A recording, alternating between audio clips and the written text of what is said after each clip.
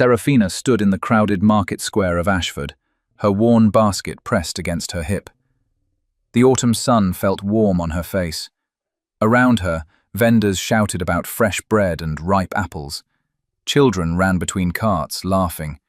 The smell of roasted chestnuts filled the air. She smiled at her son. Thomas was 6 years old now. His dark curls bounced as he walked beside her. His eyes were the deepest brown, like polished oak. His nose turned up slightly at the tip. His chin had a small dimple in the center. "Mama, can we get honey cakes?" Thomas asked. His voice was bright with hope. "Maybe," Serafina said, "if we have enough coins left." She was counting their money in her mind. 3 shillings and 4 pence. That had to cover flour, salt, and candles. Maybe a small piece of cheese if she was lucky. Honey cakes were a dream too far. Thomas didn't complain. He never did. He was a good boy, a sweet boy. He held her hand as they walked past the baker's stall. Then the crowd began to shift. People stepped back from the center of the square. Whispers rose like wind through grass. Serafina felt the change in the air. Something important was happening. "Make way!" a guard shouted. "Make way for His Grace!" Serafina's stomach tightened. She knew that title. Everyone in Ashford knew it. The Duke of Thornwood. He visited the village twice a year, once in spring, once in autumn. He came to inspect his lands, collect rents, and remind everyone who held the power. The people feared him, not because he was cruel, but because he was distant, cold, unreachable. Serafina had never seen him up close. She always made sure of that. But today, Thomas pulled her forward. His curiosity was stronger than her caution. "Mama, I want to see the Duke," he said. "Thomas, no." But it was too late. The crowd pressed in, and they were pushed toward the front. Serafina tried to turn away, but bodies blocked her path. Her heart began to pound.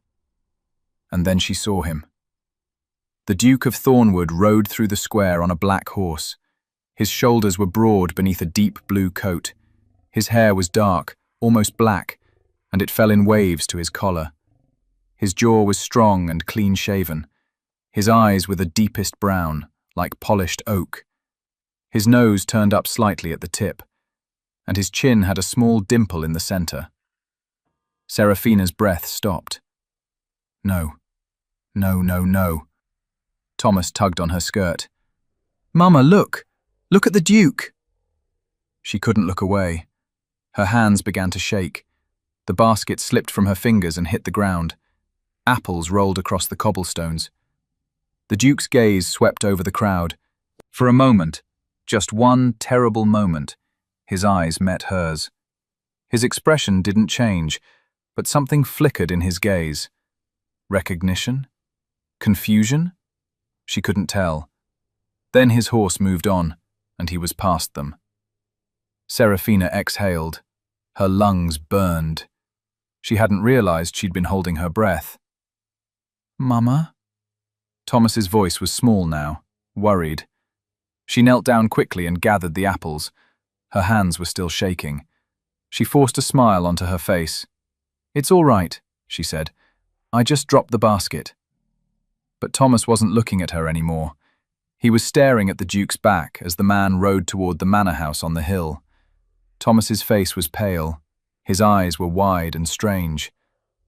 "Mama," he said slowly, "why does that man look like me?" The world tilted. Serafina's vision blurred at the edges. Her throat closed. She couldn't breathe, couldn't speak, couldn't think. "Thomas," she whispered. Her voice cracked. "What did you say?" Thomas turned to her. His small face was full of innocent confusion. "The Duke," he said. "He has my eyes, and my nose, and my chin." He touched his own face, tracing the dimple. "Why does he look like me, Mama?" Serafina's heart broke into 1,000 pieces. She grabbed Thomas's hand and pulled him away from the crowd. She didn't care about the apples anymore. She didn't care about the shopping. She had to get away, far away. before anyone else noticed, before anyone else saw what her son had seen. "Mama, you're hurting me," Thomas said. She loosened her grip but didn't stop walking. Her mind was racing. How had she been so careless? How had she let him see? How had she let them stand so close? "We're going home," she said. "But we didn't get the flower." "Now, Thomas." Her tone was sharp, too sharp. Thomas's face crumpled and guilt stabbed through her chest, but she couldn't stop. She couldn't explain. Not here, not now, maybe not ever. They walked through the narrow streets of Ashford in silence. Serafina kept her head down. Her heart pounded so hard she thought it might burst.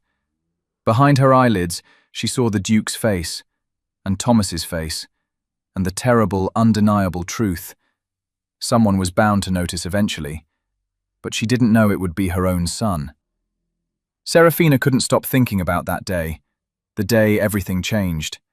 7 years ago, she had been a different person. Young, foolish, full of dreams that didn't fit her station. She had worked as a maid in Thornwood Manor. The grand estate sat on the hill above Ashford like a crown. Its windows gleamed in the sunlight. Its gardens stretched for acres. Serafina had scrubbed floors, polished silver, and changed linens. She had kept her head down and her mouth shut. That was the rule for servants. Be invisible. But the Duke had seen her anyway. His name was Thorn Ashford, the Duke of Thornwood. He was 25 then, newly titled after his father's death. He was serious and cold, the other maids said. He never smiled, never spoke unless necessary. He carried the weight of his responsibilities like iron chains. Serafina had tried to avoid him, but Thornwood Manor was only so large. One night she had been cleaning the library. It was late. The other servants had gone to bed. Serafina liked the quiet. She liked being alone with the books, even though she couldn't read most of them. She had been dusting the shelves when the door opened. The Duke stood in the doorway. He wore a white shirt with the sleeves rolled up. His hair was messy, as if he'd been running his hands through it.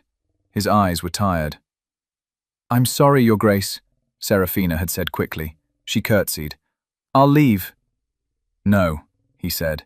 His voice was low, rough. "Stay. I need the fire lit." She had nodded and moved to the hearth. Her hands shook as she struck the flint. She could feel his gaze on her back. It made her skin prickle. The fire caught. Flames licked at the wood. Warmth spread through the room. "What's your name?" he asked. She froze. Servants weren't supposed to have names, not to people like him. "Serafina, Your Grace," she said softly. "Serafina." He repeated it like he was tasting the word. "That's a beautiful name."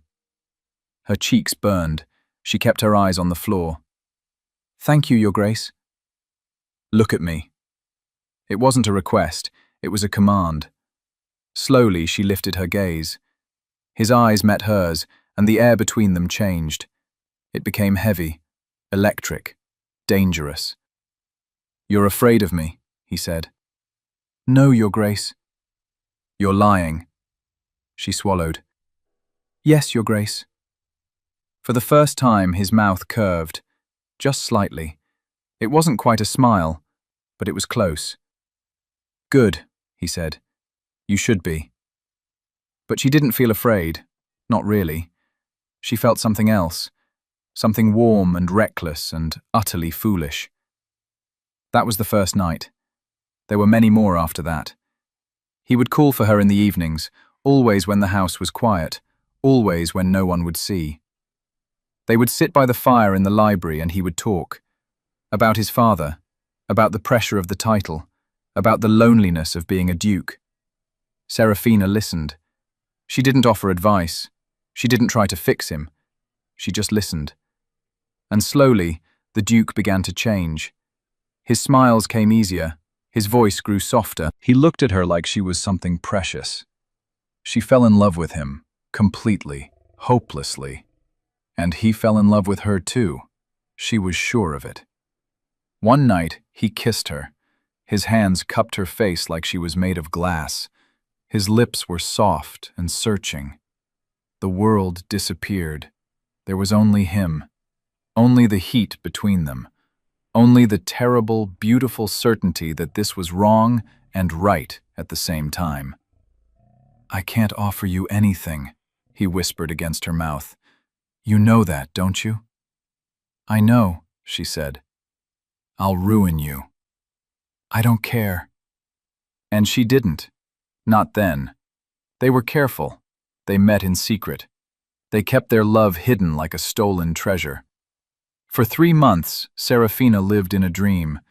She believed it could last forever. But dreams always end. One morning, the head housekeeper called her into the office. The woman's face was hard. Her eyes were cold. "You're dismissed," she said. Serafina's stomach dropped. "What? Why?" "You know why."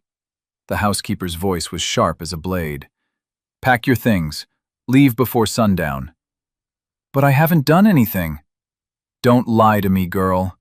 The housekeeper leaned forward. "Did you think no one would notice? Did you think the Duke's affections were a secret?" Serafina's face went white.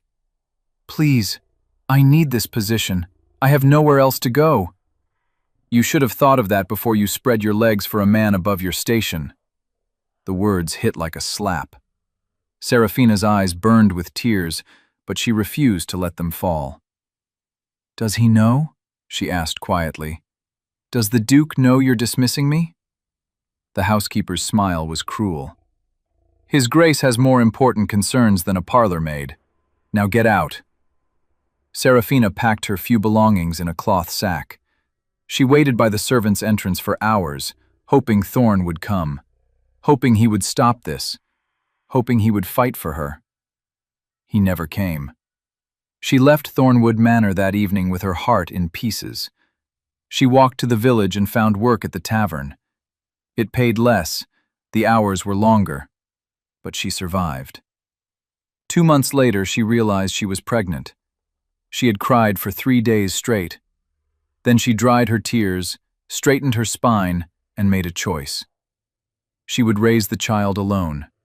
She would never tell Thorn. She would disappear into the life of a common woman and let the Duke live his grand, untouchable life. It was better that way. Safer. For 7 years she had kept that promise. And now, in a single moment, her son had shattered it.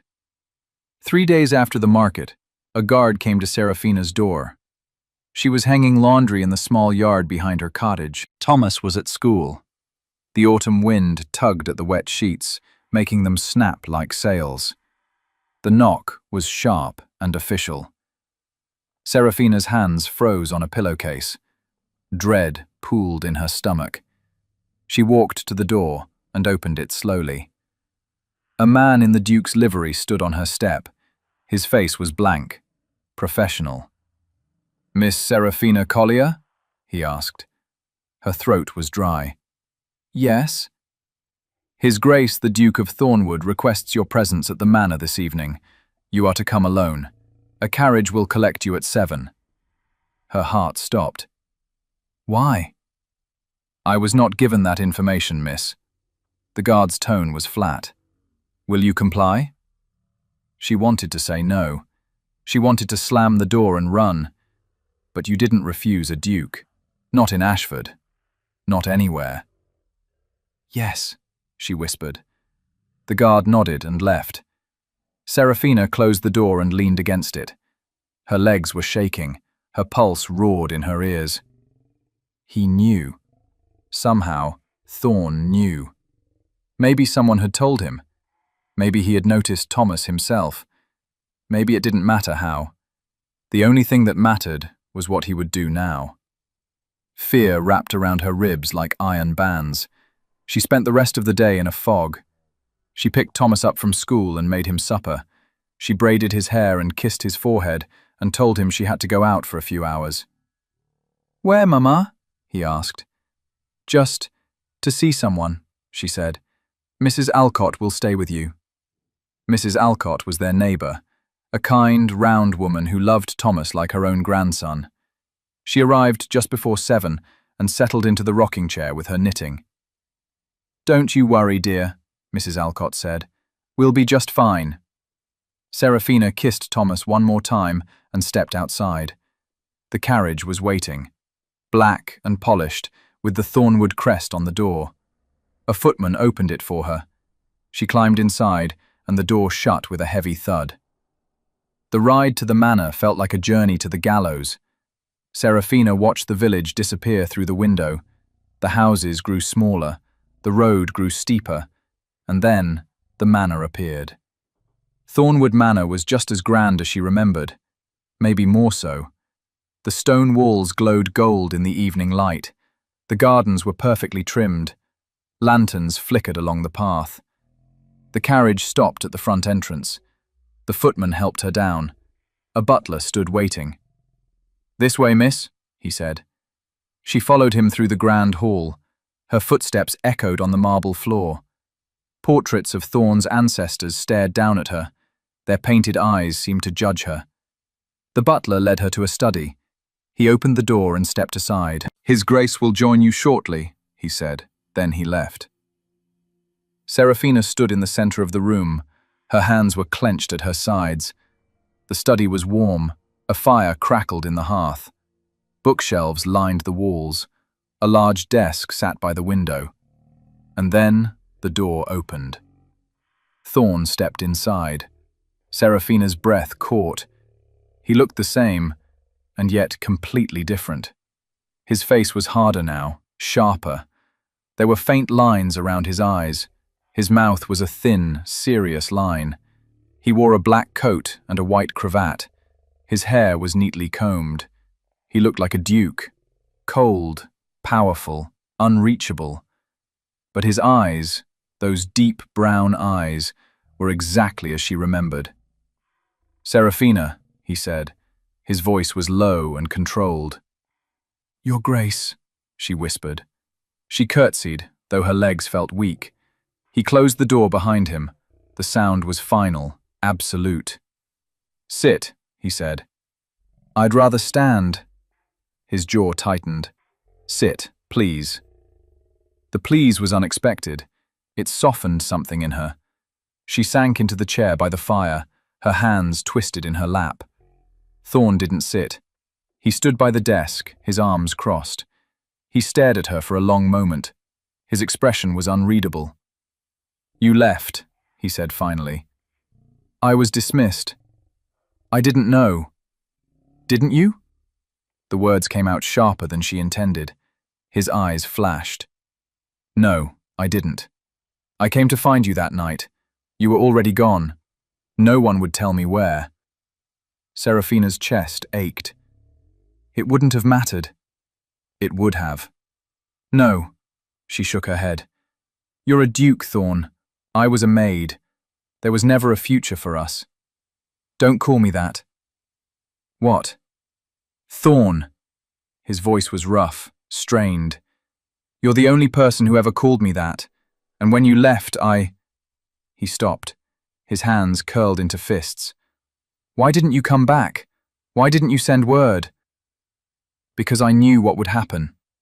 Serafina stood. Her voice rose. "You would have done your duty. You would have married some lady with a title and land and given her children. And I would have been... what? A mistress? A secret? I wanted more than that. I deserved more." "You did," Thorne said quietly. "You deserved everything." The admission broke something inside her. Tears burned her eyes, but she blinked them away. "Why am I here?" she asked. Thorne walked to the window. He stared out at the darkening sky. "I saw him," he said. "Your son." Her stomach dropped. "Thorne, is he mine?" The question hung in the air like a blade. Serafina's mouth opened, closed. Her mind raced. She could lie. She could deny it. She could protect Thomas from this world of titles and expectations and cold, impossible rules. But she was so tired of lying. "Yes," she whispered. Thorne's shoulders stiffened. He didn't turn around. "His name is Thomas," she continued. Her voice shook. "He's 6 years old. He's smart and kind and happy. And he doesn't know who you are. He doesn't know anything about you." "But he saw me," Thorn said. "Didn't he?" "Yes." "And he noticed?" "Yes." Thorn turned. His face was pale. His eyes were dark with emotion. "Why didn't you tell me?" "What would you have done?" Serafina's voice broke. "Would you have acknowledged him? Given him your name? Made him your heir? Or would you have paid me to disappear?" "I would have taken care of you, both of you." "That's not what I wanted." "Then what did you want?" Thorn crossed the room in 3 strides. He stood so close she could feel the heat of him. His voice dropped to a whisper. "Tell me, Serafina, what did you want from me?" "I wanted you to love me," she said. Tears spilled down her cheeks. "I wanted you to choose me, not because of duty or obligation or guilt, but because you couldn't live without me. And I knew you never would." Thorn's hand lifted. His fingers brushed her cheek, catching a tear. His touch was so gentle it hurt. "You're wrong," he said. "I'm not." "I haven't stopped thinking about you for 7 years. His voice was raw, broken. "Every day, every night, I searched for you. I sent men to every village, every town, every corner of England. But you vanished. And I thought I'd lost you forever." Serafina's breath hitched. "Thorn." "I should have fought for you then," he said. "I was a coward. I let you go because I didn't know how to keep you. But I know now." His hand slid to her jaw, tilting her face up. His eyes burned into hers. "I won't make that mistake again." And then he kissed her. It was desperate, hungry, full of 7 years of longing. His mouth claimed hers like he was drowning and she was air. His hands tangled in her hair. Her fingers gripped his coat. The world spun away. When they broke apart, they were both breathing hard. "I can't do this," Serafina whispered. "Yes, you can.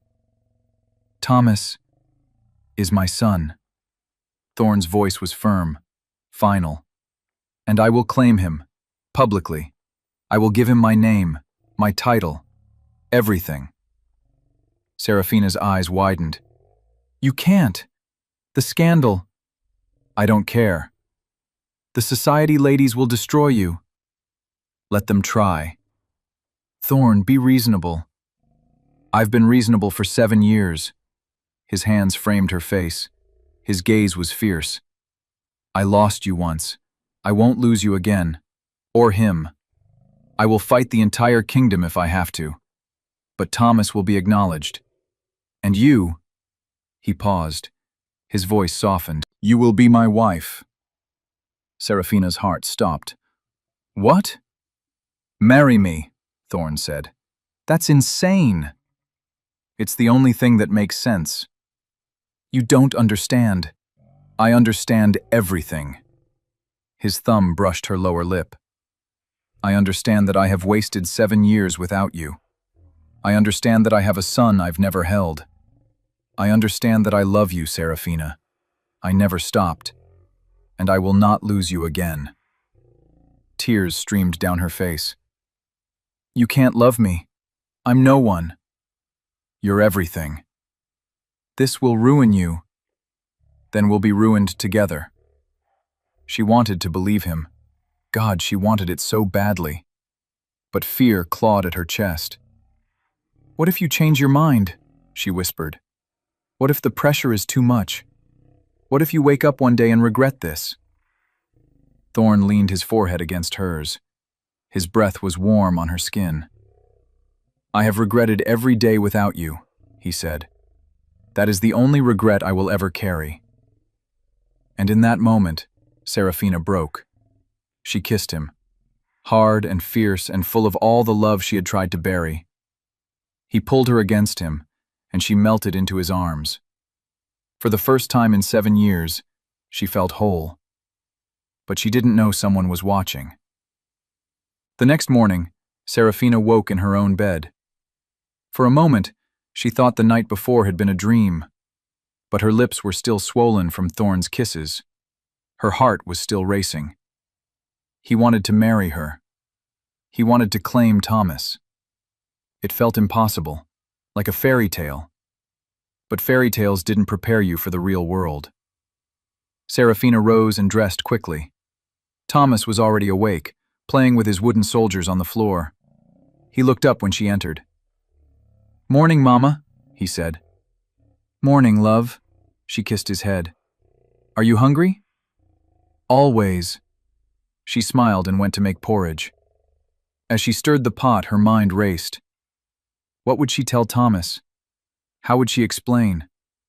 Would he understand? A knock interrupted her thoughts. Serafina frowned. It was early, too early for visitors. She opened the door and froze. A woman stood on her step. She was tall and elegant, with pale blonde hair swept into an elaborate style. Her gown was deep green silk.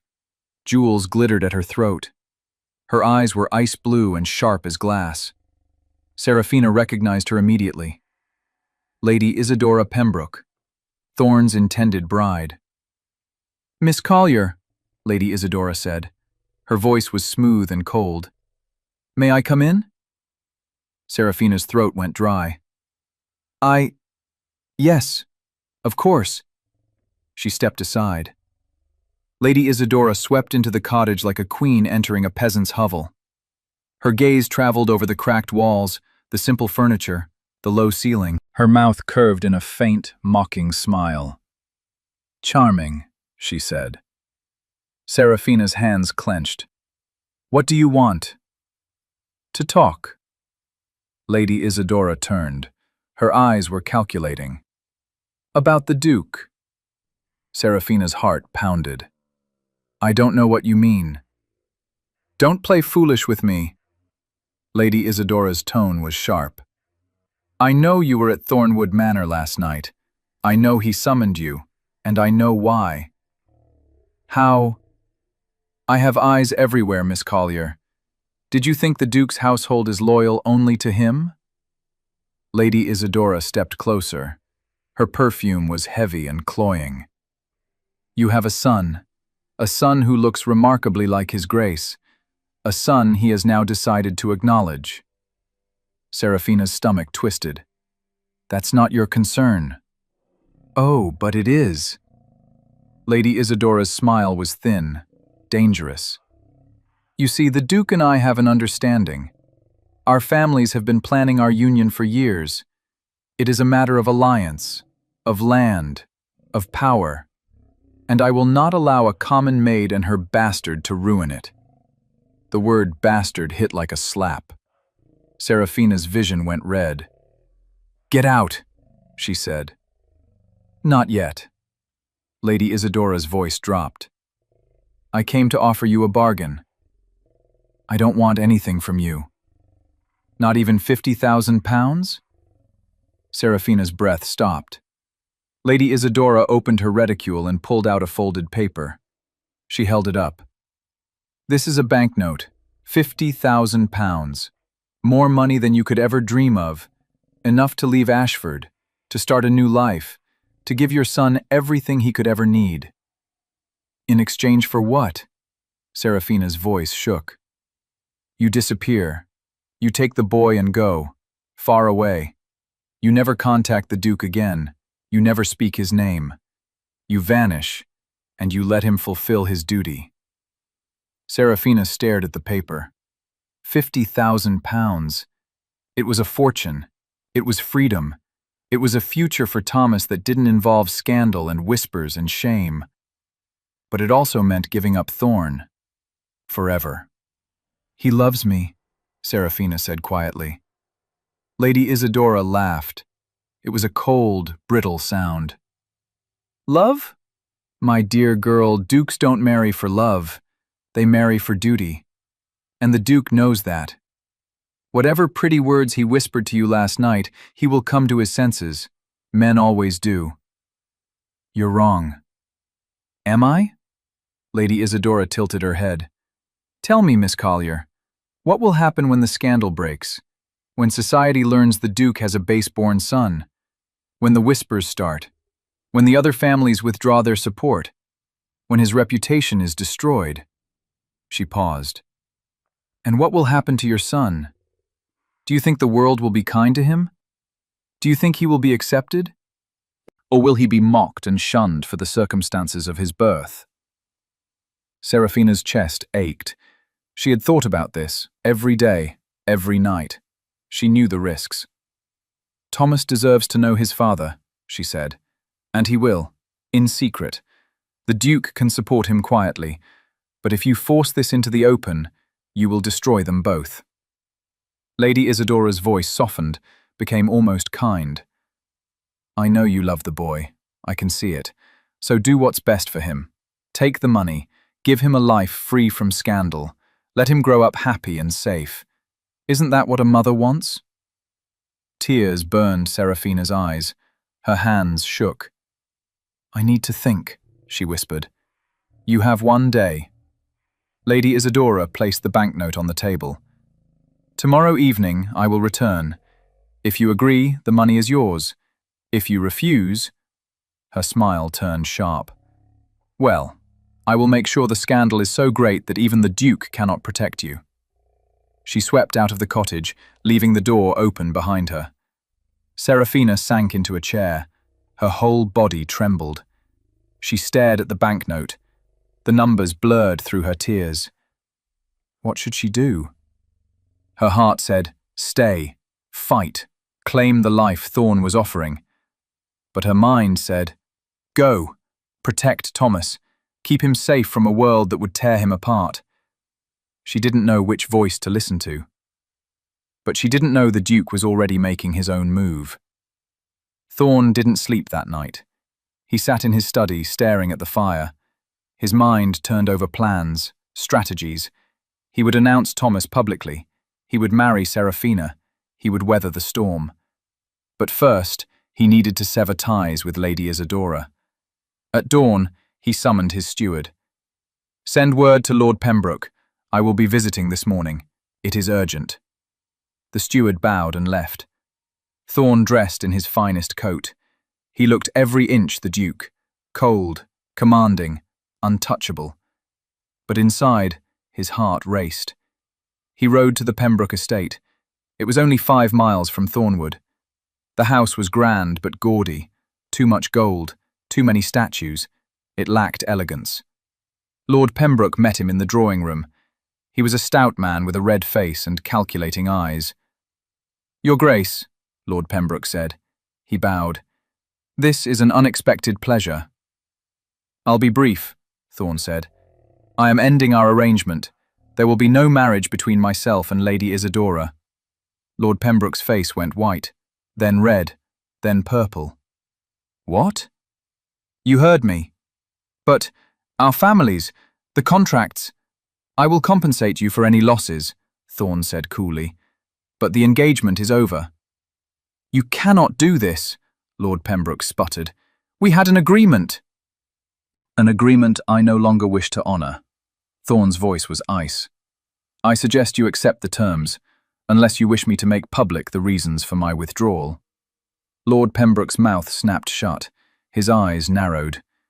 You've found someone else. Thorn didn't answer. Who is she? Some lady from London?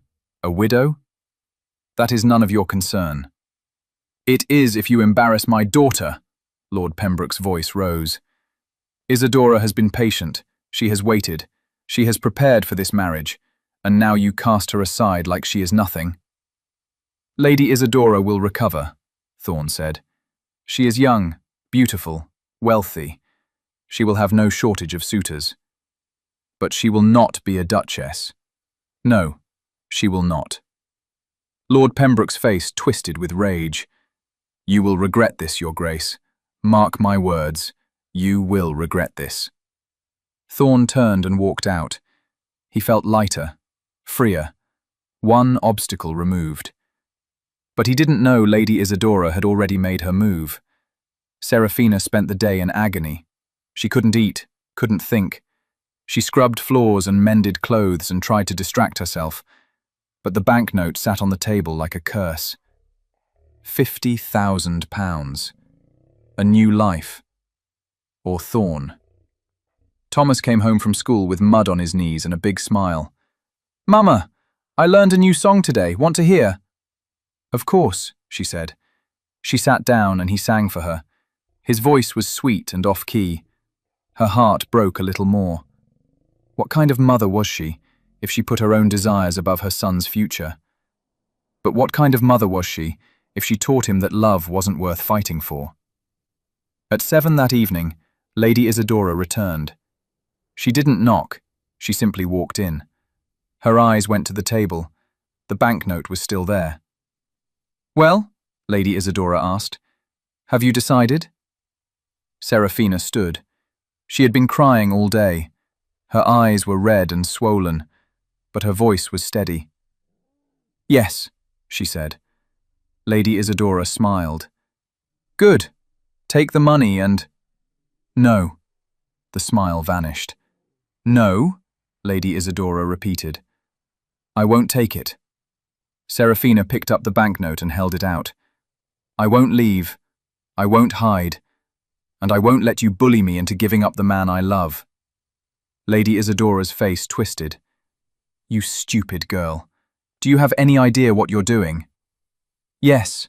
Serafina's voice was strong now, certain. "I'm choosing him. I'm choosing us." "You're choosing ruin." "Maybe, but I'm choosing it together." Lady Isadora's eyes flashed with fury.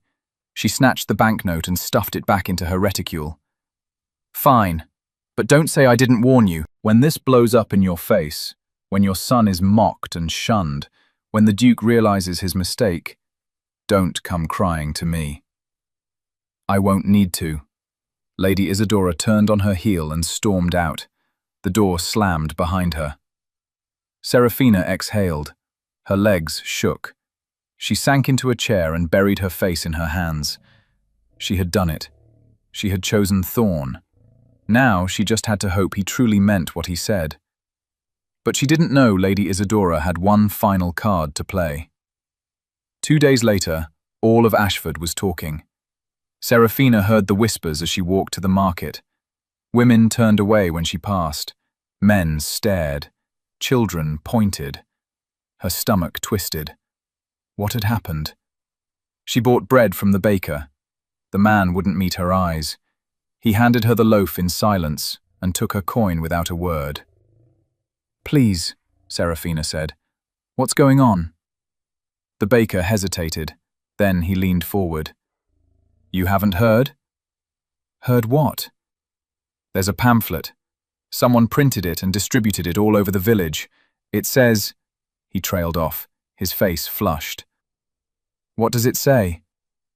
"It says you seduced the Duke, that you trapped him with a child, that you're trying to blackmail him into marriage." Serafina's blood ran cold. "That's not true." The baker shrugged. "Don't matter if it's true or not. People are talking." She left the bakery in a daze. Her mind spun. A pamphlet? Who would do such a thing? But she already knew. Lady Isadora. Serafina hurried home. Her heart pounded. She had to protect Thomas. She had to keep him safe from the poison spreading through the village. But when she arrived at her cottage, Thomas was sitting on the step. His face was streaked with tears.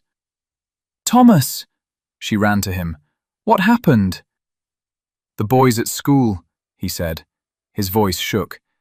"They called me names. They said I don't have a father. They said I'm a bastard." Serafina's heart shattered. She pulled him into her arms. "Oh, love, I'm so sorry." "Is it true, Mama?" Thomas looked up at her. His eyes were full of pain. "Am I bad?" "No." Serafina's voice broke. "No, you are not bad. You are perfect. You are loved. Don't ever forget that." "But they said—" "It doesn't matter what they said." She held him tighter. "You are my son, and you are good and brave and kind, and I will never let anyone make you feel less than that." Thomas buried his face in her shoulder and cried. Serafina cried too. This was her fault. She had been selfish. She had chosen love over safety, and now her son was paying the price. But she didn't know Thorn was about to change everything. Thorn heard about the pamphlet within hours. His steward brought him a copy. Thorn read it. His jaw clenched tighter with every word. The lies were vicious, calculated, designed to destroy Serafina's reputation. He knew exactly who was behind it. "Prepare my horse," he said. "Your Grace, perhaps you should wait." "Now!" The steward bowed and fled.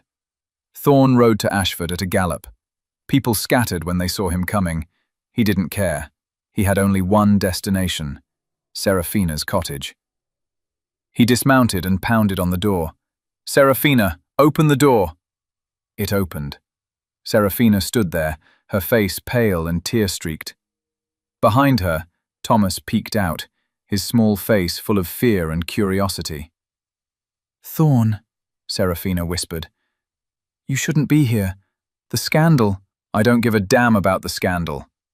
Thorn stepped inside. His gaze landed on Thomas. His breath caught. This was his son. His son. Thomas stared back at him. His eyes were wide. "You're the Duke," he said softly. "Yes," Thorn said. He knelt down so they were eye to eye. "And you're Thomas." "How do you know my name?" "Because I've been looking for you." Thorn's voice was gentle. "For a long time." Thomas glanced at his mother. "Mama?" Serafina's eyes filled with tears. "Thomas, this is your father." Thomas's mouth fell open. "Really?" "Really." Thomas looked back at Thorn. "Why didn't you come before?" The question was so simple, so devastating. "Because I didn't know where you were," Thorn said. "But I'm here now, and I'm not leaving. Not ever." Thomas's lip quivered. "The boys at school said I don't have a father." "They were wrong." Thorn's voice was fierce. "You have a father, and I will make sure everyone knows it." "How?" Thorn stood. He looked at Serafina. "I'm going to make a public declaration. Today. I will announce that Thomas is my son. I will give him my name, and I will announce our engagement." Serafina's eyes widened. "Thorn, you can't—" "Watch me. The consequences, I will handle them." He cupped her face. "You chose me. Now let me choose you. Let me fight for you, for both of you." Tears streamed down her cheeks. "I'm scared." "So am I." His thumb brushed her tears away. "But I'm more scared of losing you." She kissed him then, soft and desperate and full of hope. When they broke apart, Thomas was staring at them with wide eyes. "Are you going to marry Mama?" he asked. Thorn smiled. "Yes, if she'll have me." Thomas grinned. "Good. I always wanted a father." Thorn's chest tightened. He held out his hand. "Then let's make it official." Thomas took his hand, and together, the three of them walked out of the cottage. Thorn called for an assembly in the village square. Word spread like wildfire. By noon, the entire village had gathered. People whispered and speculated. What was the Duke going to say? Thorn stood on the platform used for market days. Serafina and Thomas stood beside him. Serafina's hand was in his. Thomas clung to his mother's skirt. The crowd was enormous. Faces stared up at them, some curious, some hostile, some afraid. Thorn raised his hand and the crowd fell silent. "Good people of Ashford," he began. His voice carried across the square. "I have called you here to make an announcement, one that concerns my family and my future." Murmurs rippled through the crowd. 7 years ago, I made a terrible mistake. Thorn's gaze swept over them. I fell in love with a woman who was brave and kind and everything I didn't deserve. But I was a coward. I let her go. I let fear and duty keep me from fighting for her, and I have regretted it every day since. The crowd shifted. Some looked confused, others intrigued. "That woman is Serafina Collier," Thorne gestured to her. "And this is our son, Thomas." Gasps echoed. Heads turned. Whispers exploded. "I know what many of you are thinking," Thorne continued, "that this is scandalous, that it is improper, that I have disgraced my title." His voice grew harder, stronger. "But I tell you this, I will not hide my son. I will not pretend he doesn't exist. I will not let shame dictate my life. Thomas is my heir. He will carry the Ashford name, and anyone who speaks against him will answer to me." The crowd was silent now, stunned. "And as for Serafina," Thorne turned to her. His voice softened. "I am asking her to be my wife, not because of duty, not because of obligation, but because I love her, and I will not live another day without her." He knelt. The crowd gasped. "Serafina Collier," Thorne said, "will you marry me?" Tears poured down Serafina's face. Her hand covered her mouth. She couldn't speak, couldn't breathe. "Say yes, Mama," Thomas whispered. That broke her. She laughed through her tears. "Yes, yes, I'll marry you." Thorne surged to his feet and kissed her. The crowd erupted. Some cheered, some shouted, some simply stared in shock. But Thorne didn't care. He had her.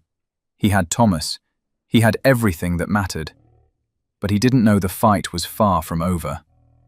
The next week was chaos. Letters arrived from every corner of England. Some congratulated Thorne. Many condemned him. The scandal was enormous. The gossip papers printed wild stories. Cartoons appeared showing a duke brought low by a common woman. But Thorne weathered it all. He refused every demand to renounce Thomas. He ignored every plea to break the engagement. He stood firm. Serafina, however, struggled. She saw the way people looked at her, the sneers, the judgment.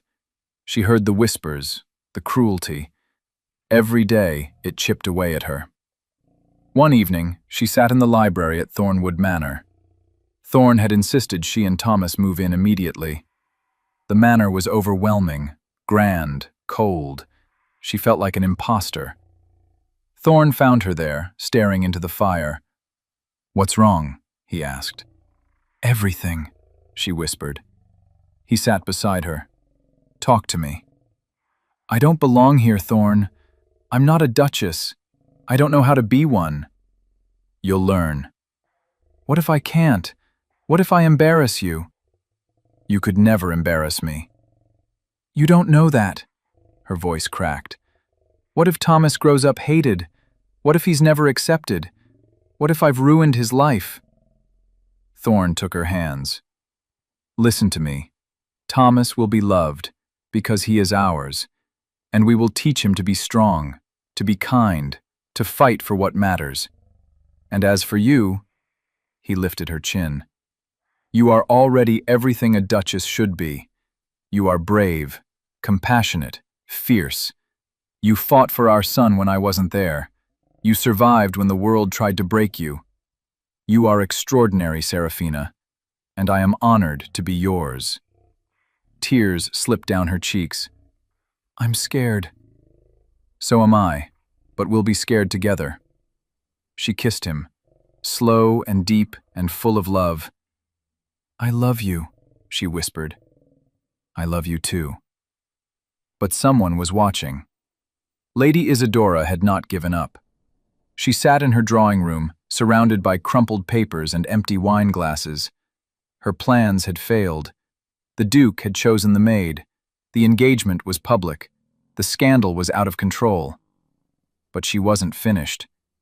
If she couldn't have Thorne, no one would. She summoned her father's solicitor, a weaselly man named Mr. Crow.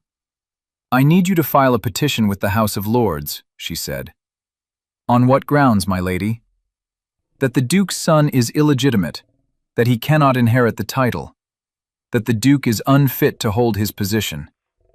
Mr. Crow's eyes widened. "That is extreme." "I don't care. Do it." "It will cause a scandal, my lady. It could destroy... Good. Her smile was sharp, cruel. I want it to destroy him. Mr. Crow hesitated. Then he nodded. As you wish. 2 weeks later, the petition was filed. Thorne received the summons while at breakfast. His steward handed him the letter. Thorne read it. His face went white. What is it? Serafina asked. A legal challenge. Lady Isadora is petitioning the House of Lords. She's trying to have Thomas declared illegitimate to strip him of his inheritance. Serafina's stomach dropped. Can she do that? She can try. What does this mean? Thorne set the letter down. His jaw was tight. It means we fight. In court. Publicly. Every detail of our relationship will be examined. Every secret will be dragged into the light. Thorne. I won't let her win. His voice was steel. I won't let her take Thomas's future.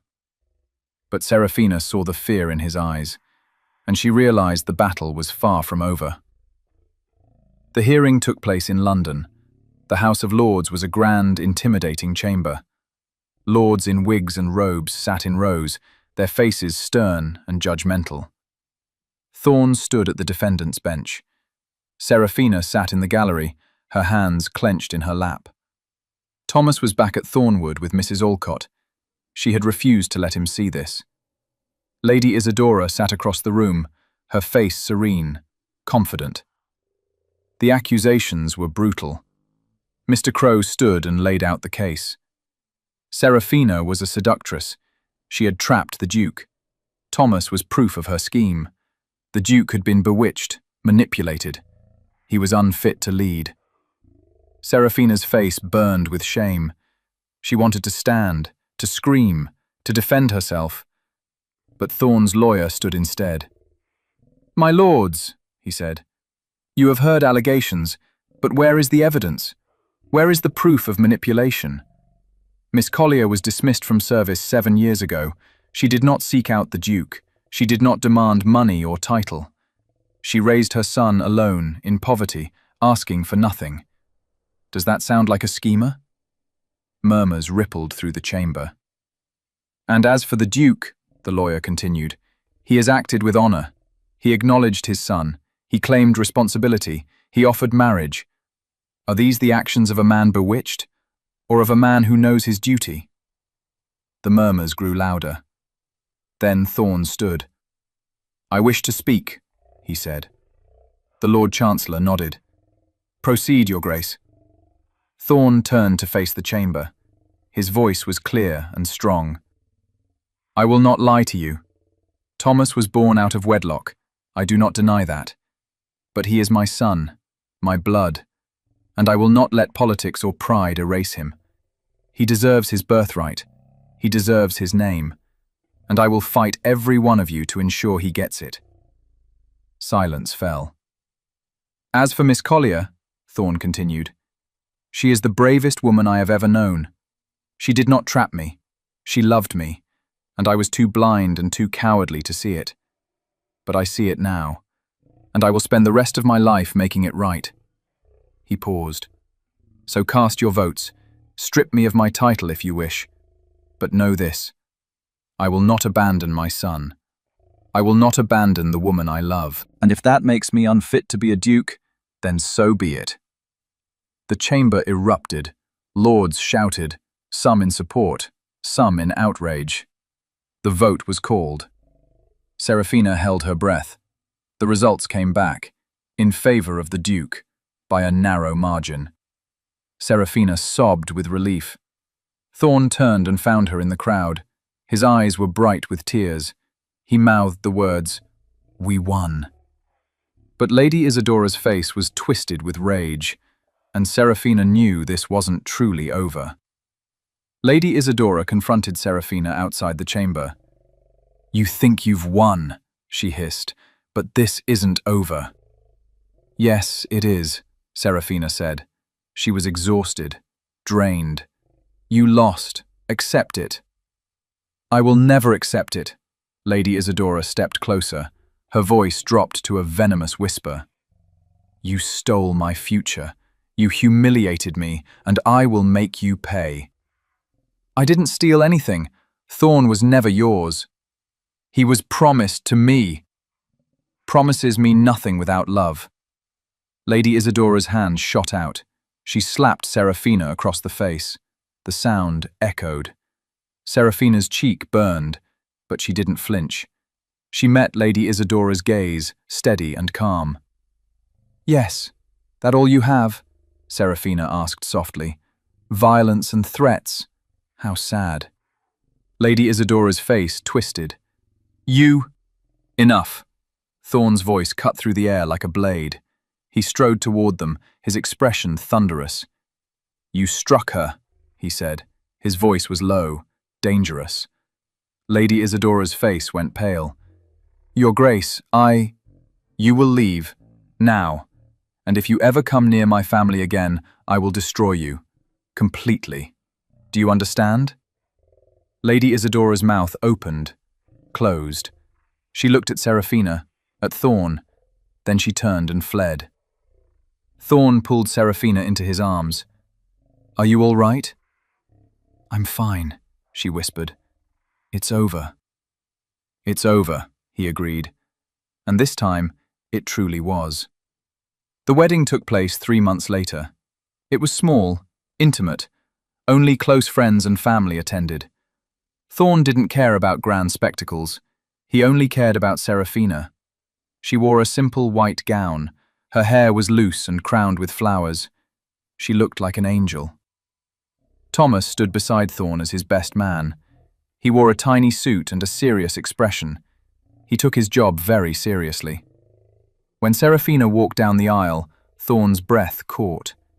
He had never seen anything more beautiful. They said their vows in the small chapel on the Thornwood estate. The sunlight streamed through the stained glass windows, casting rainbows across the floor. "I, Thorn Ashford, take you, Serafina Collier, to be my wife. I promise to love you, to honor you, to stand beside you, for all the days of my life. I, Serafina Collier, take you, Thorn Ashford, to be my husband. I promise to love you, to support you, to fight with you and for you, for all the days of my life." They kissed. The small crowd cheered. Thomas grinned. "Does this mean I can call you father now?" Thorn laughed. "Yes, you can call me father." Thomas threw his arms around Thorn's waist. "I love you, father." Thorn's eyes filled with tears. "I love you too, son." And in that moment, everything was perfect. Life at Thornwood Manor changed. Serafina learned to navigate the world of the nobility. She made mistakes, she stumbled, but Thorn was always there, steady and sure. He never let her fall. Thomas thrived. He was tutored by the best teachers. He learned to ride, to fence, to read and write. But more than that, he learned to be kind, to be fair, to use his privilege to help others. Thorn was a devoted father. He spent hours with Thomas, teaching him about the estate, about responsibility, about love. The bond between them grew stronger every day. And Serafina? She found her place. She was no longer the maid. She was the Duchess, and she wore the title with grace and strength. They had more children, 2 daughters, Rose and Lily. The manor filled with laughter and chaos and joy. The scandal faded, the whispers stopped. The world moved on. But Serafina never forgot where she came from. She used her position to help the poor in Ashford. She opened schools. She funded hospitals. She made sure no woman would ever have to face what she had faced. And every night, when the children were asleep, Thorn would pull her into his arms. "Do you regret it?" he would ask. "Any of it?" "Never," she would say. "Not a single moment. I love you, Serafina. I love you too, Thorn." And they would sit by the fire, hand in hand, and watch the flames dance. Because they had fought for their love. They had weathered the storms. They had refused to give up. And in the end, they had won. Not because it was easy, but because it was worth it. Thomas stood in the library of Thornwood Manor. He was 16 now, tall and strong, with his father's eyes and his mother's kindness. He stared at a painting on the wall. It showed his parents on their wedding day. They looked so young, so happy. "Do you remember the day you asked about me?" a voice said. Thomas turned. His father stood in the doorway. "Of course," Thomas said. "I asked Mama why you looked like me." Thorne smiled. And she froze. She was scared. "She was protecting you." Thomas nodded. "I'm grateful for that. For her, for you, for all of it." "So am I." They stood in silence for a moment. Then Thomas spoke again. "Father, what if people still talk, still judge?" "Let them," Thorne said. "Your worth is not defined by their opinions. It's defined by your actions, by your choices, by the love you give and receive." Thomas smiled. "You sound like Mama." "Good. Your mother is the wisest person I know." They laughed. And in that moment, Thomas understood. His parents had given him more than a name, more than a title. They had given him a legacy of love, of courage, of fighting for what mattered. And he would carry that legacy forward, always.